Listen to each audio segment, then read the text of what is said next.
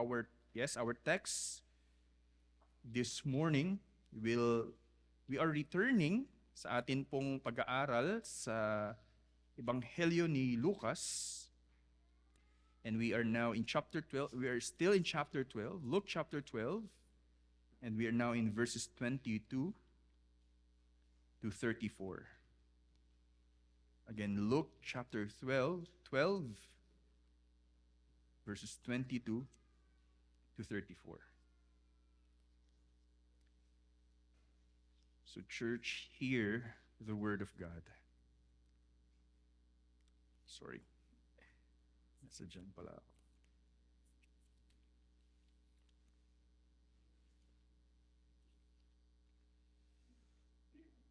Right, so church, hear the word of God. And he said to his disciples, "Therefore I tell you, do not be anxious about your life, what you will eat, nor about your body, what you will put on. For life is more than food, and the body more than clothing. Consider the ravens. They neither sow nor reap. They have neither storehouse nor barn, and yet God feeds them. Of how much more value are you than the birds? And which of you, being anxious, can add a single hour to his span of life? If then you are not able to do as small a thing as that, why are you anxious about the rest? Consider the lilies, how they grow. They neither toil nor spin. Yet I tell you, even Solomon in all his glory was not arrayed like one of these. But if God so clothes the grass, which is alive in the field today and tomorrow is thrown into the oven, how much more will he clothe you, O you of little faith? And do not seek what you are to eat and what you are to drink, nor be worried. For all the nations of the world seek after these things, and your Father knows that you need them. Instead, seek his kingdom, and these things will be added to you. Fear not, little flock, for it is your Father's good pleasure to give you the kingdom. Sell your possessions and give to the needy. Provide yourselves with money bags that do not grow old, with a treasure in the heavens that does not fail, where no thief approaches and no moth destroys. For where your treasure is, there will your heart be also."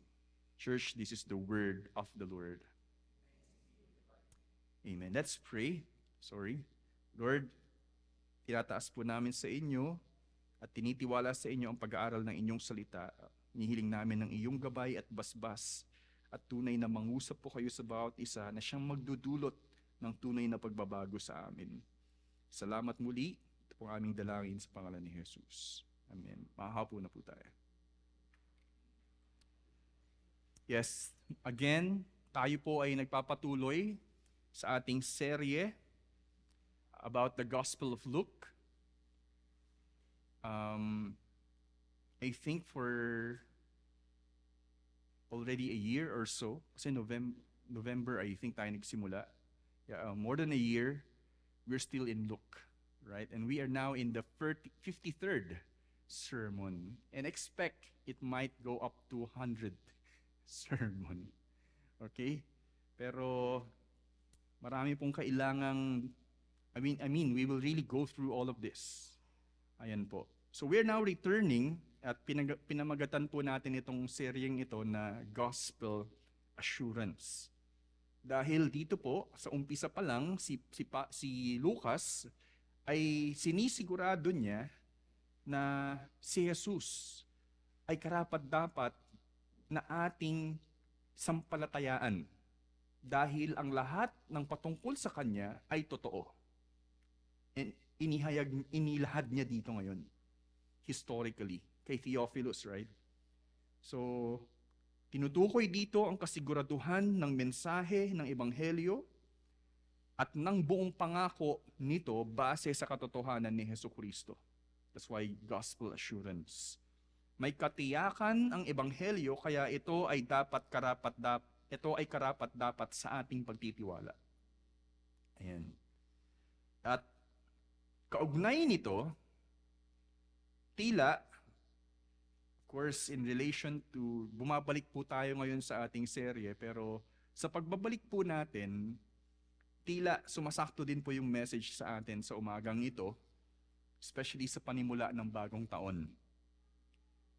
The question is, sa pagsisimula ng taong ito, anong mga bagay ang umiikot sa iyong kaisipan?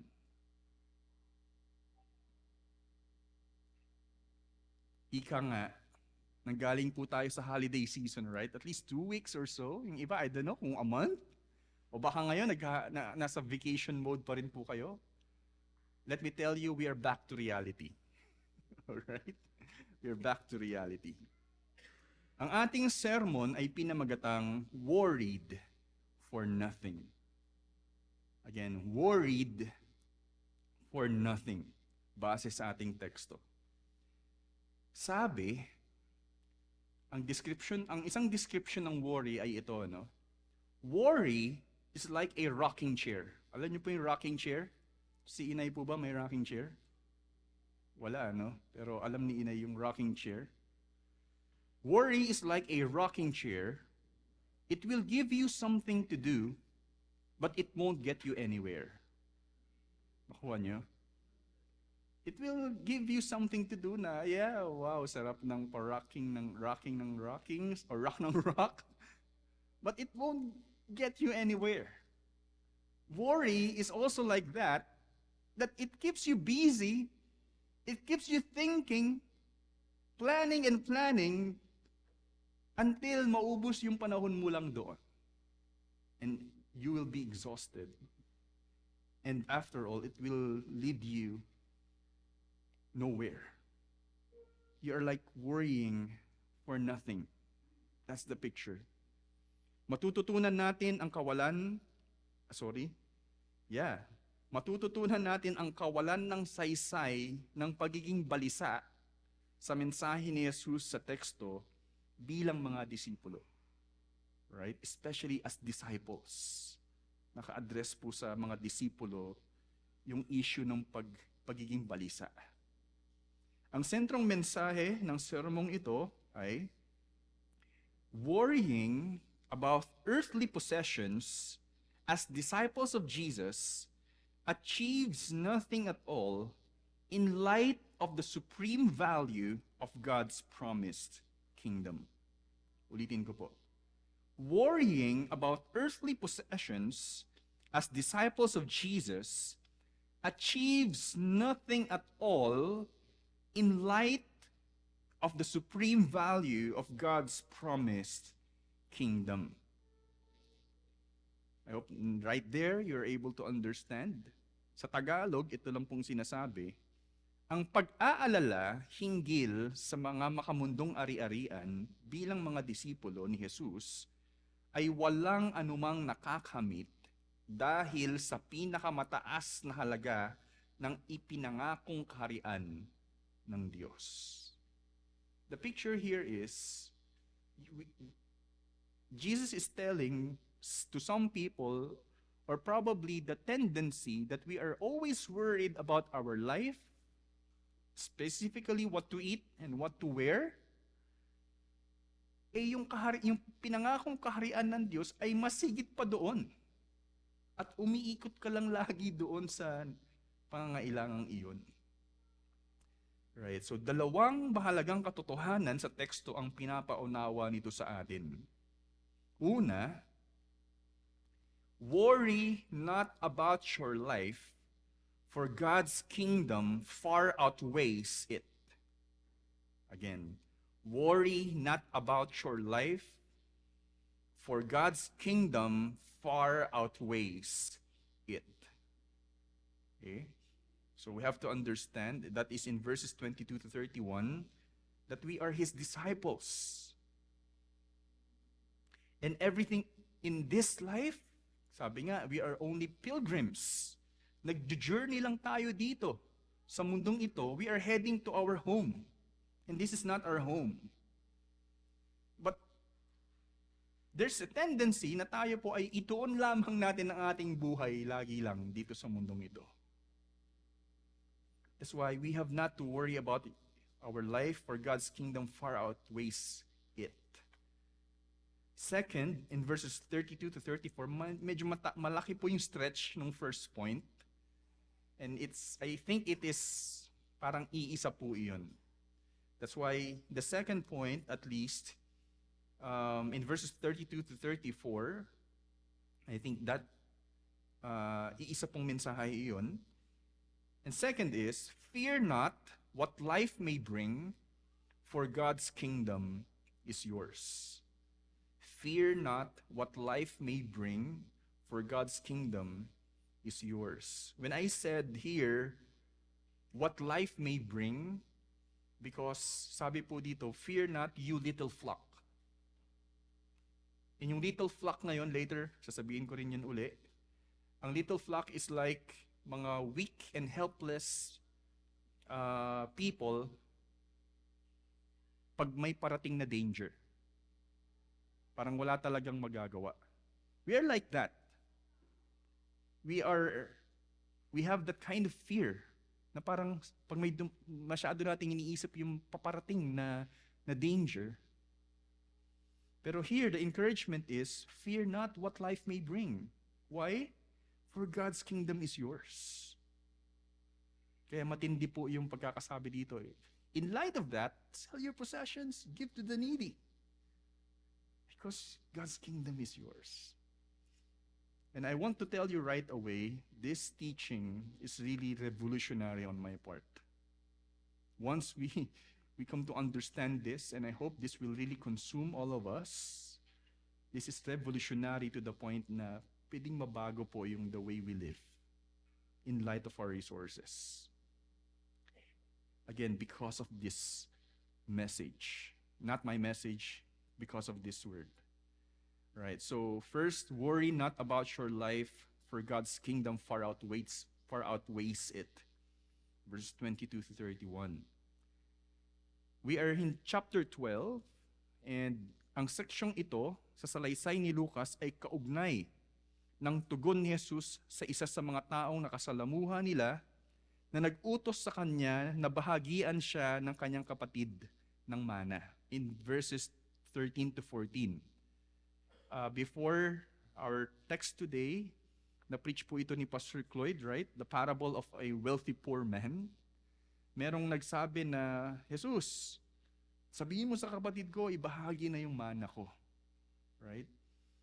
What we can see here is, nung nagkaroon ng pananalita si Jesus patungkol dun sa taong iyon, nagbigay din siya ng parable. Our text right now is the continuation of that, let's say, yung ganung pananalita ni Jesus. Unang, binigyang babala ni Jesus ang lahat patungkol sa kahangalan, foolishness, ng pagnanais ng husto sa kayamanan ng higit sa Diyos. Diba? Sabi po dito, saan ko ba makikita yun? So is, sabi niya, fool. This night your soul is required of you, in verse 20, and the things you have prepared, whose will they be? So is the one who lays up treasure for himself and not rich toward God. Kaya kahangalan yung sinasabi na nagnanais ka ng husto ng kayamanan para sa iyong sarili ng mas ninanais mo pa ito ng higit sa Diyos. Jesus is speaking here. Sa ating teksto, tinuunan ng pansin ni Jesus ang kanyang mga disipulo. Or, yung mga sino mang gustong maging disipulo. Okay? So this is in the context of the disciples at kung sino man yung gustong sumunod kay Jesus. Ito yung dapat na pamumuhay, ang dating ng sinasabi dito. Ang patungkol sa panganib ng pagiging okupado ng mga makamundong alalahanin.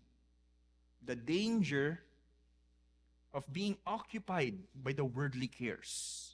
Binibigyan niya ng babala or message ang mga disciples. In our text, in verse 22, sabi po dito, and he said to his disciples, Therefore, I tell you, do not be anxious about your life, what you will eat, nor about your body, what you will put on. Ang unang rason kung bakit, that is in verse 23. Sabi dito, for. Masasabi po natin, yun yung unang rason, bakit hindi mo kailangang mag-alala about your life. For life, in verse 23, is more than food, and body more than clothing. Ibig sabihin, ang buhay ng tao ay hindi lang patungkol sa pagkakaroon ng masaganang buhay sa mundo. It's not all about having a good life. Yun po yung masasabi natin dito. Hindi pagkain o kasuotan o anumang bagay sa mundo ang saysay ng ating buhay. Plainly as that. Life is more than food and clothing. Hindi yun ang pinakasaysay ng buhay. Imagine such people na yun lang yung umiikot lang sila sa ganung pamumuhay. Pursuits of these things, pursuing these things. Bilang implikasyon, lumalabas po, ang Diyos mismo ang siyang ating higit na kailangan at siyang pinakasaysay ng ating buhay. By implication. Yes, it's more than life, which leads us to understand na ang Diyos mismo ang saysay o diwa ng buhay natin sa mundo. Sabi nga in Luke chapter 4, verse 4, when Jesus was tempted by Satan, turn this bread into stones, sabi ni Jesus, it is written, man shall not live by bread alone.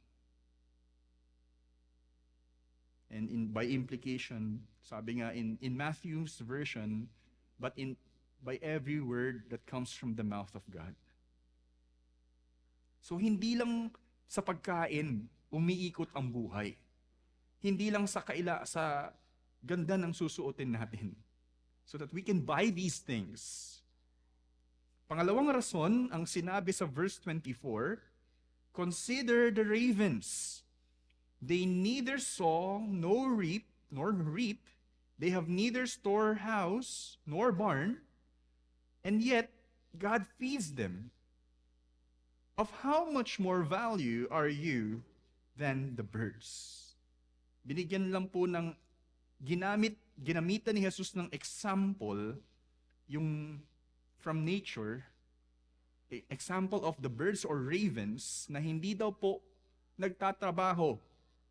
Like, hindi sila nagtatanim, hindi rin sila umaani, para yung anihin nila, yun yung makakain nila. No.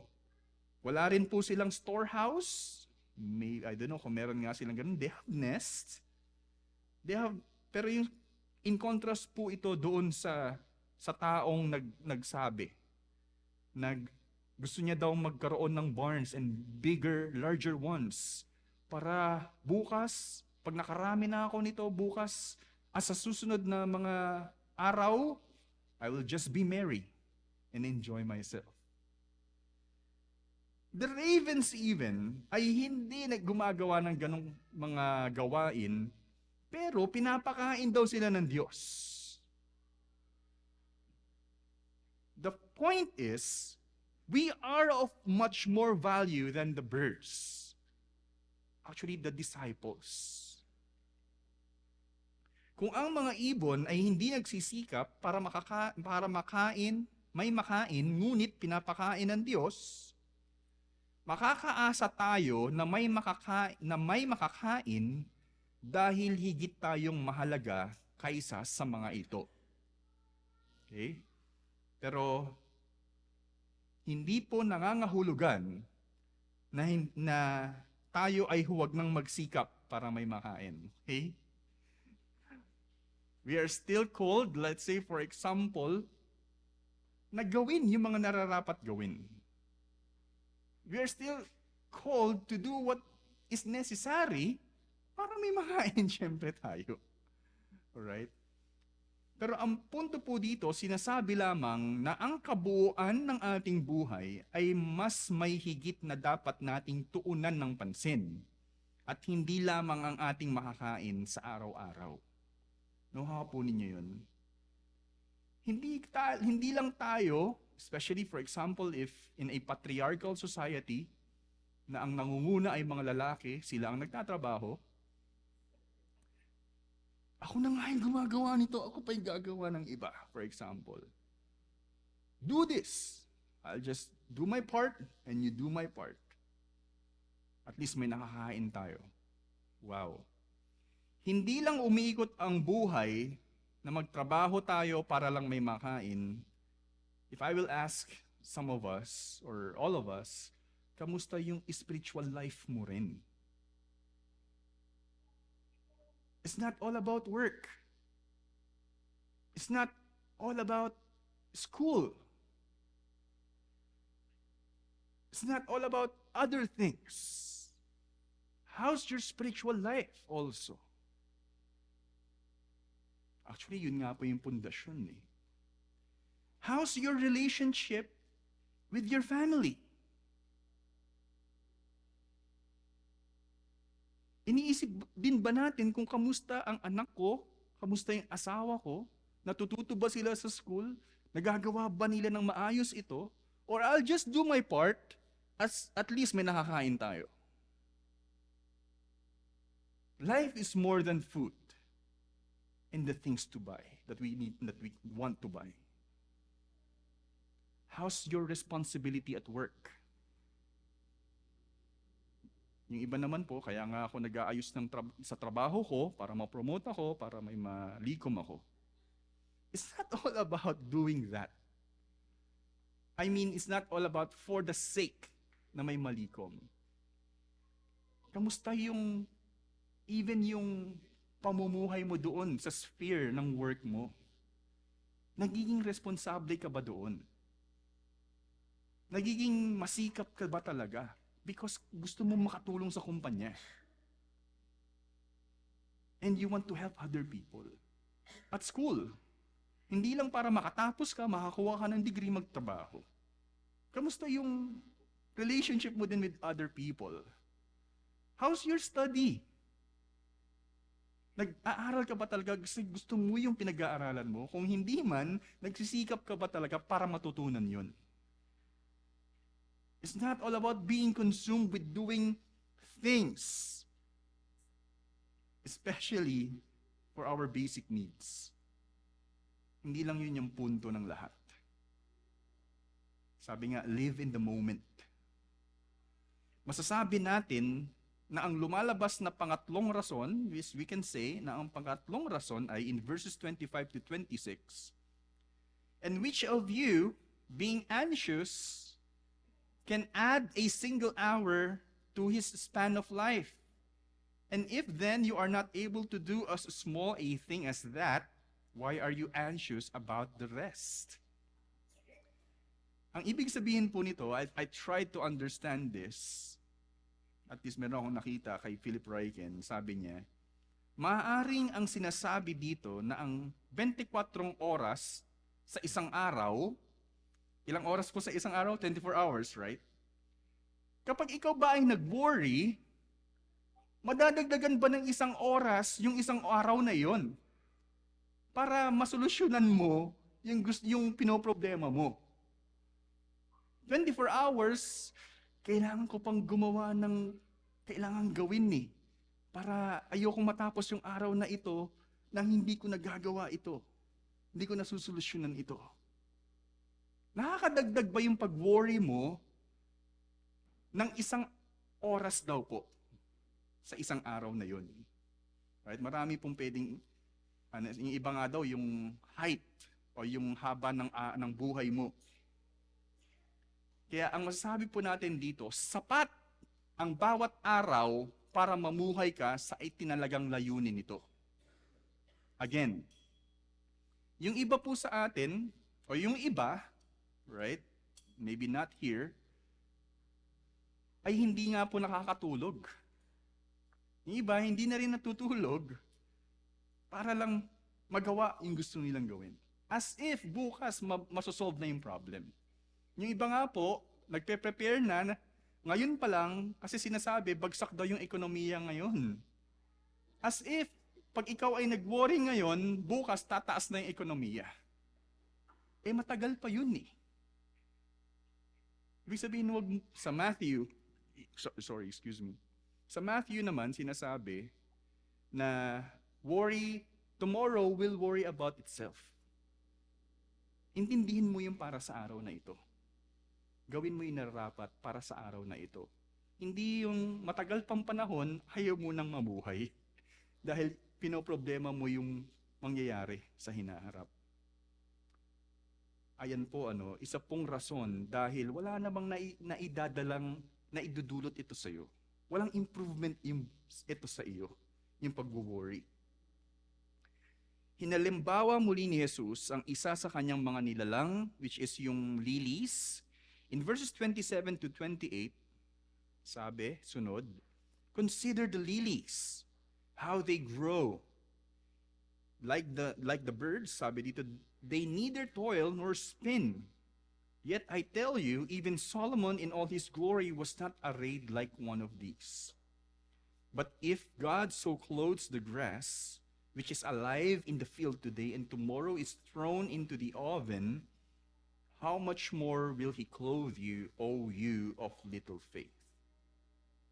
May parallel po na makikita natin dito kasi yung mga ibon nga daw po, sabi, they neither sow nor reap.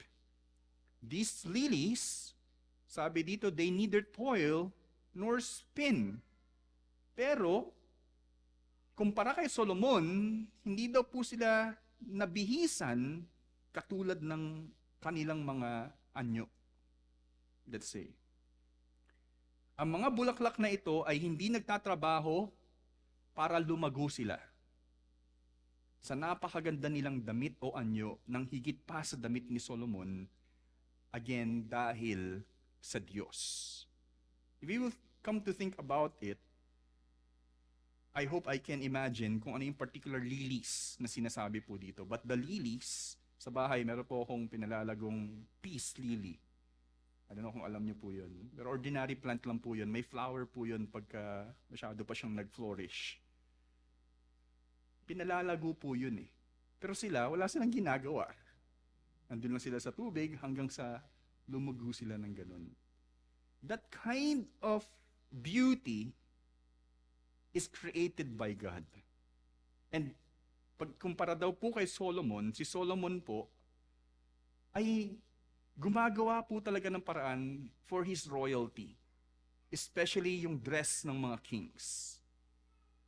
Pero kumpara po kay Solomon na gumawa ng paraan, itong mga lilies na ito ay hindi gumawa ng paraan, sila pa nga po ay dinamitan ng Diyos. How much more, again, His disciples. Ito din po ang sinabi, kung hindi tumatagal ang buhay ng mga bulaklak na ito, pero dinadamitan ng Diyos ng walang panghihinayang, paano pa tayo na mas mahalaga sa Kanya? The picture here is, nag-flourish itong flower na ito, after few days, mawawala din po siya. Bakit ang Diyos hindi nang hinayang na palaguin siya ng ganun, pero bukas mawawala lang din? Nakuha niyo po yung saysay nun. Hindi ba nanghihinayang ang Diyos na bihisan siya ng sobra-sobra tulad ng ganong klaseng kagandahan, pero bukas mawawala lang din yun eh. Kumpara po sa atin, na tayo ay hindi mamamatay lang kinabukasan. Ibig sabihin, mas pinahahalagahan po tayo ng Diyos at pahahalagahan tayo ng Diyos na damitan dahil masigit po tayo sa mga bagay na ito. Kaya sinabi sa verses 29 to 31, sabi po dito, "And do not seek what you are to eat and what you are to drink, nor be worried. For all the nations of the world seek after these things, and your Father knows what you need, that you need them. Instead, seek His kingdom, and these things will be added to you. Sa mga tuwid, tanging ang mga taong walang Diyos sa buhay. These are the nations of the world. Actually, literally, pagans, pagano. Ang ibig po sabihin ng mga pagano ay mga taong walang kinikilalang Diyos. Kung ang tao na walang kinikilalang Diyos, namumuhay siya sa sarili niyang prinsipyo. Namumuhay siya na bilang Diyos mismo. Compared sa mga disciples na kumikilala sa Diyos mismo. Lalong-lalo na kay Jesus. Sumusunod kay Jesus. Ang mga taong ito na walang Diyos sa buhay ay ang may mga ganitong pag-uugali. Dahil nakabase ang lahat sa kanilang sarili. Ibig sabihin, they will try everything para ma-execute yung gusto nilang mangyari sa buhay nila. To the neglect of what God really wills for men. So, kumpara po sa mga pagano, hindi po dapat tayo maging katulad nila na nagiging balisa dahil ang Diyos ang namamahala sa lahat ng buhay natin. Sila nagwo-worry sila because hindi sila nagtitiwala sa mangyayari bukas. Tayo po, hindi tayo ganun dahil may Diyos tayo.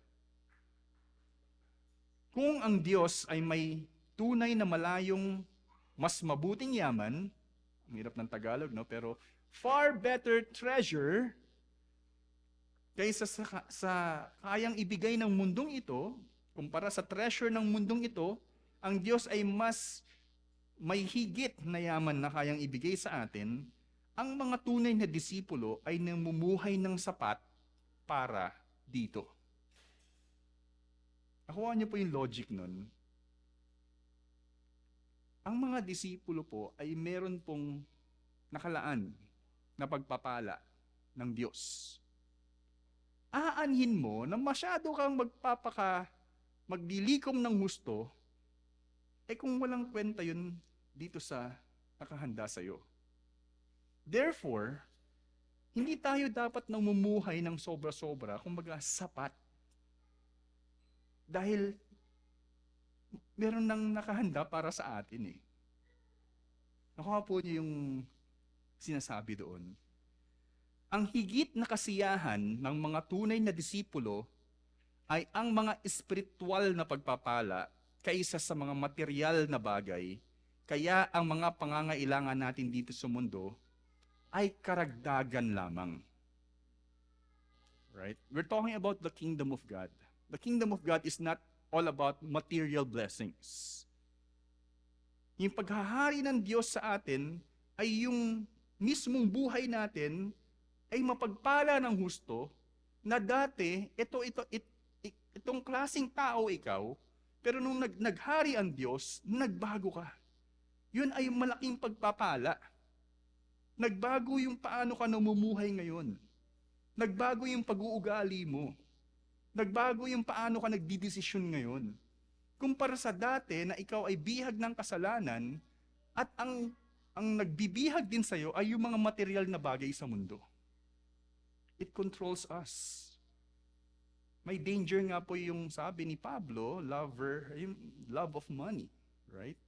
Is the root of all evil. Kaya may sense po na hindi tayo mamuhay doon. Kaya po, kapag tayo ay napagpala na, at least in spiritual blessings, parang bonus na lang na meron kang nakakain. Bonus na lang na meron kang mga bagay na ito. If we are in the kingdom, if we are living, at least in the sense na tayo ay namumuhay sa paghahari ng Diyos, masaya na tayo nang may simpleng nakakain tayo, kumbaga. Because hindi ito yung pinaka-treasure natin ang Diyos mismo. Kaya yung maganda yung sinasabi dito na, hindi po ibig sabihin, seek His kingdom and so that you will have these things added to you. Yun po yung prosperity gospel na ginagamit natin ng Diyos para lang makuha natin yung mga bagay sa mundong ito. Hindi. If you are treasuring God above all things, bonus na lang na may makuha ka pa nito. Kasi hindi ito yung tinetreasure mo eh. Ang Panginoon talaga mismo. Yun po yung yung sense na sinasabi dito, these things will be added to you. Surely, hindi ka pababayaan ng Diyos. Huwag yun masyado ang intindihin mo. Pero, again, hindi rin nangangahulugan na kahit hindi tayo magpagal sa buhay ay may siguradong kasaganahan naghihintay sa atin. Alright? Do not be like those people like the Thessalonians. Wag na tayong mag-work. Bukas darating na si Jesus eh. So in-address ni Paul yun. Those who will not work are not worthy to eat. Huwag silang pakakainin. Okay?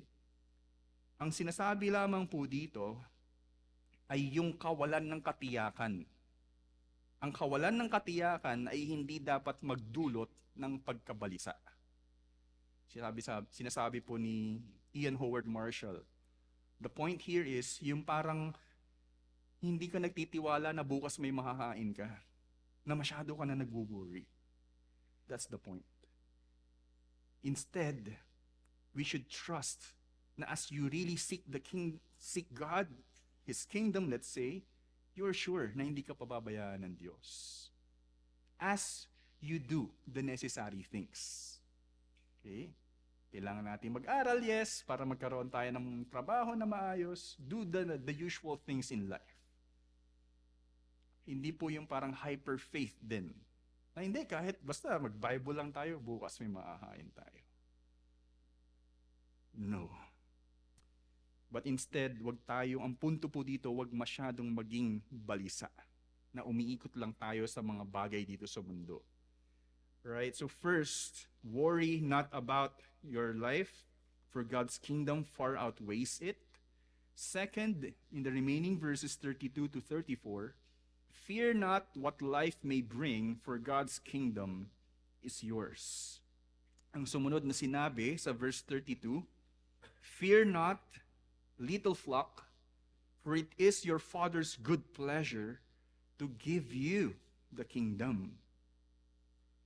Ang pagtawag ni Jesus sa kanyang mga disipulo, again, sabi ko kanina na little flock, ay ibig sabihin weak and helpless in face of danger.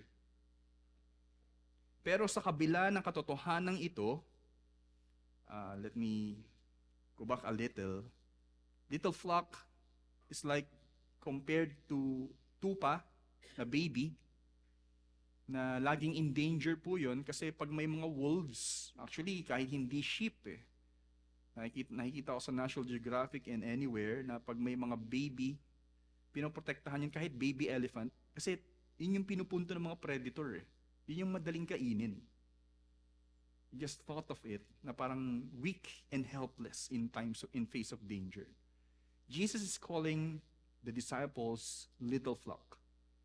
Pero sa kabila ng katotohanan ito, hinihikayat ni Jesus ang kanyang mga disipulo na huwag matakot dahil ikinalulugod ng Diyos Ama na ibigay ang kaharian. In this life, uncertainties,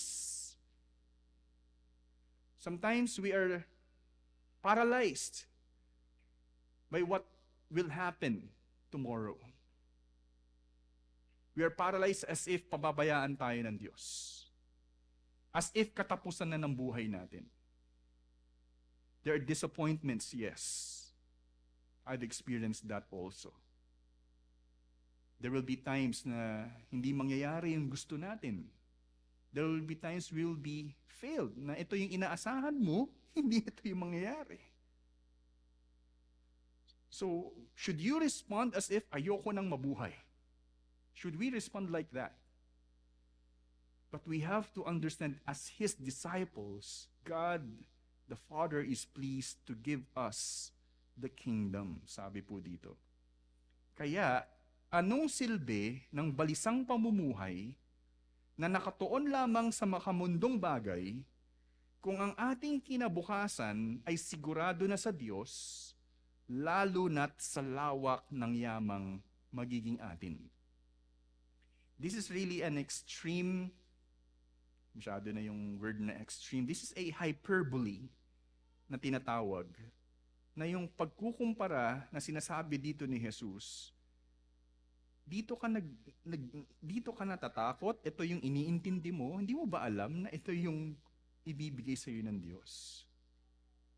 I don't know how to describe or to measure yung sinasabing kingdom of God, pero that is the pleasure of all pleasures. It might not be parang ang punto lang natin dito yung mismong literal na yaman.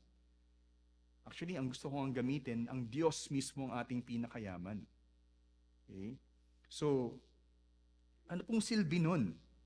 So, dahil dito, sabi po sa verse 33, "Fear not, for God is pleased to give you the kingdom." This should be your response. Sell your possessions and give to the needy. Provide yourselves with money bags that do not grow old, with a treasure in heavens that does not fail, where no thief approaches and no moth destroys. Ito po ibig sabihin nito. Hindi po ibig sabihin na, ganun ba? Sige, ubusin ko na lahat ng kayamanan ko at ibigay ko lahat sa mga nangangailangan. Kahit magutom tayo, at least nasa atin ang kaharian ng Diyos.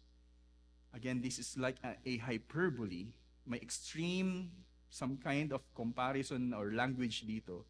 Kaya lang ito nangyayari dahil ang punto po dito, sobra-sobra po marahil ang ari-arian ng iba. Na kung isipin natin, aanhin mo yung sobra-sobrang yan. In light of what you really have in Christ. That's why the lifestyle, let's say, of the disciples should be more about like always their basis in living is yung reality ng kingdom of God sa atin. The promised kingdom na ibinigay po sa atin. That's why our thinking is maibahagi po yung mga kaya nating maibahagi sa mga wala ring makain. Actually, walang makain at walang maisuot nang wala talagang kaya sa buhay. Actually, sa mundo po ng mga Greco-Roman world, yung may iniisip po sila na yung economy ay magiging maayos kung lahat ay masaya. Mangyayari lamang po yun kung, kumbaga in a dream world na iniisip, ay ang bawat isa ay nakakakain. Ang bawat isa ay may nasusuot. Mangyayari po yun kung yung mga sobra-sobra sa ibang tao ay naibabahagi nila sa ibang mga nangangailangan. But the fact is, hindi ganun yung mundo eh. Marami pang naggugusto para sa kanyang sarili at yung iba naghihirap. Even businesses na sobra-sobra while others are not enjoying what they should have. Sa kasapatan ng Diyos sa ating buhay at kasapatan, sapat na ang Diyos sa atin tama po ba? At sa kasapatan ng mga pangangailangang kanyang ipinagkaloob sa atin, may nakakain tayo araw-araw at least maayos, may naisusuot din po tayo. May kasapatang pagpapala na ipinagkakaloob ang Diyos sa atin. Sa lahat ng ito, tayo ay may pribilehiyo na hindi ipagkait ng may kasiyahan ang iba nating ari-arian sa ibang nangangailangan para sa kanilang kabutihan tungo sa Diyos. Especially as disciples, this is our way of embodying the gospel. This is our way of bringing them to Christ. Because after all, bakit pa ganito yung mga disciples? Why are they generous? Why are they capable of selling their possessions for the good of other people? Why? Because of Christ. And that we may share to you this real treasure, who is Jesus Christ.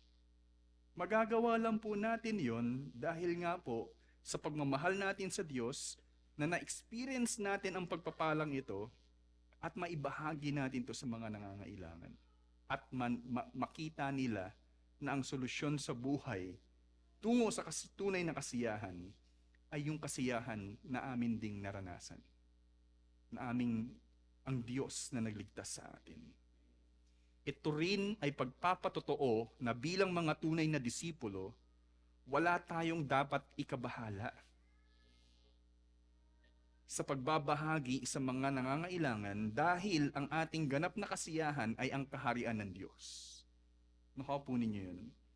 If we are true disciples, if we are true disciples, yes, it can be expressed in the way we give to other people. Lumalabas po, yun ay testimony na pinapakita natin sa ibang tao na hindi ito ang pinaka-treasure ng buhay namin. That's why we are able to give. Because our real treasure is God Himself. And that's why we are sharing this to you. That is a testimony. Kaya sinabi sa verse 34, bilang pagtatapos po dito sa teksto na ito, ang ganda rin ng pagtatapos ni Jesus dito, for where your treasure is, there your heart be also.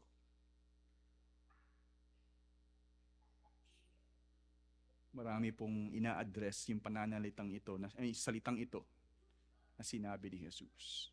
Kaya ang tanong nga po na pwede nating maisip right away here is, ano or sino ang tinitreasure natin? Di na natin kailangang isipin yun eh. Kailangan lang nating aminin. You know kung sino yung nangingibabaw sa iyo. You know kung sino yung pinaka-motivation ng puso mo. Or ano. Dahil kung Diyos mismo lumalabas, ang tinitreasure natin dito, we're also able to at least love other people the way we experience it before God. Because God is our treasure. Dalawang mahalagang katotohanan sa teksto ang pinaunawa sa atin patungkol sa pag-aalala sa mga makamundong bagay. Again, first, worry not about your life, for God's kingdom far outweighs it. Verse 22-31. At pangalawa, fear not what life may bring, for God's kingdom is yours. Naway mabago ang pananaw natin sa buhay ng mensahe sa atin sa umagang ito. Worrying about earthly possessions as disciples of Jesus achieves nothing at all in light of the supreme value of God's promised kingdom. Bilang pagtatapos, nais ko pong gamitin yung sinabi ni Philip Ryken patungkol sa ating teksto. So listen to this. Sabi po niya, what investments are you making? Jesus says, we will put our treasure where our heart is. So where is your heart? So for some, it is with the clothing on the rack. That's their investment. The product on the internet. The improvement to the house. And all the dreams for financial security. For others, it is with the homeless in the city. The orphans in Africa. The suffering church in the persecuted world, and the gospel ministry of the local church. It is always easy to tell where someone's heart is. It is where you are putting your treasure. Therefore, the real question is your heart in the right place? Because when your heart is in the right place, your treasure will end up in the right place too. Let us pray. Lord, truly, your word is alive, it is active, it is able to penetrate to the very depths of our soul, even to the bones and marrows, O God. And Lord, may your word indeed accomplish what you intended it to accomplish in our lives, O Lord, even today. Lord, we pray that you will revolutionize the way we live in this world. We pray that you will teach us more to put our treasure in the right place, O God, or to find you as our real treasure. Shape us or reshape the way we live and cause us indeed to find you, O Lord, as enough in this world. Lord, bless your church na kami po ay tunay, O Diyos, na mamuhay ng higit para sa inyo, O Diyos. Nang may tamang kaunawaan at tamang kasiyahan, O Diyos. Tinatalaga namin sa iyo ang bawat isa, O Diyos. Kumilos kayo. At salamat sa iyong katotohanan. Ito po ang aming samot dalangin sa pangalan ni Jesus. Amen. Today is also